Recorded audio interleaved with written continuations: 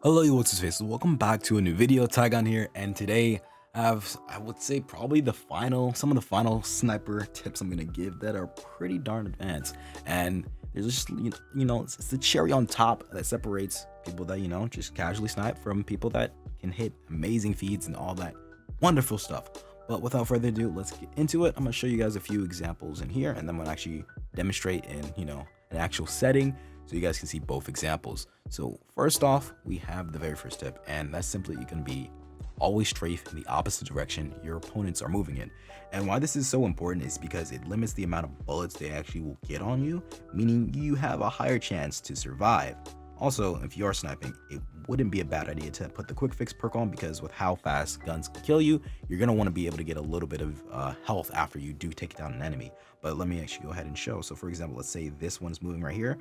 It's moving to the left now. I'm going to go ahead and go to the opposite direction. So it's a bit harder for them. And whether you're on a phone or tablet, it's pretty much going to look like the enemy having to stretch their finger out to try to track you and try to hit you, because you're coming out of their field of view, or where they already have you pre-aimed. It's going to be a bit harder for them to actually hit you because you're moving to the opposite direction, direction where they're not expecting you to be at, and where they're not expecting to actually pre-aim you at. So let me see if I can kind of do another example. So I'm going here like that, and then most of the time they're going to be aiming in front of you, so you're backing up. It's going to just be way easier for you to get your kill, and make it harder for them to actually get theirs. Especially, as I said, with this 3-shot meta, it's going to let you get killed less, pretty much. Now the very next one is, if your enemy is stationary, move in the opposite direction your enemy was moving last. So let's say your enemy was coming in this way, and they're stationary now, so they just ran up. You're gonna want to move in the opposite direction, because same way with the other example, moving in the opposite direction is going to be very hard for them to track you, because they're already pre-aiming you one way, and just going to limit the amount of bullets they're going to be able to get onto you, and once again will allow you to get more feeds and survive longer. Now lastly, well, not lastly, but third, if there's an enemy that's behind cover, most people already know this, literally just jump out and hit the enemy.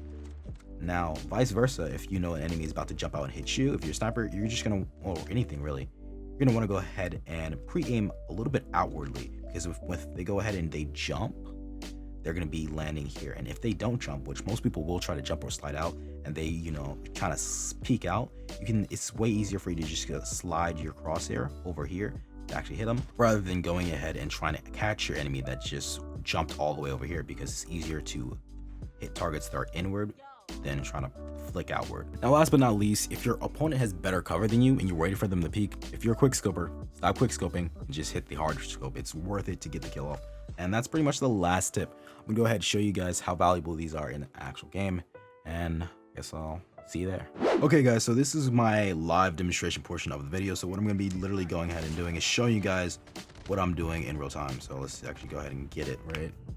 God dang, that freaking bot got me. Let's go ahead. So very first thing is moving in the opposite direction that you see your enemy coming from. So let's see if we can have them peek out. Nope. See, these guys are not wanting to peek, because they know it's gonna be a bad day.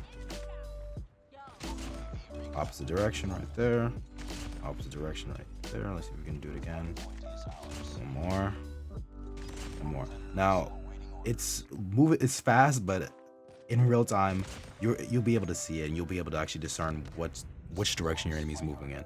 So let's actually do the second one. The second one's going to be a bit harder to do, because it has to be situational. But if your enemy stops, you're going to go in the opposite direction they were moving originally. So let's see if we can find an enemy that just stopped.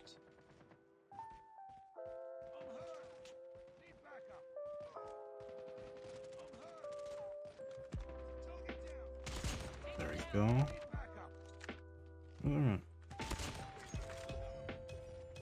And if he's behind cover, don't quick scope, just hard scope. But see, opposite direction he came in. He was kind of still there, so I would say that kind of checked off the second box. Now the last one is just, well, the third one technically, but it's just jump shotting, but most people know how to do that one. So let's see if we can actually hit one off. And there we go. But that's pretty much what I wanted to show you guys in real time. It's a bit harder to do and explain at the same time, and actually find every single situation.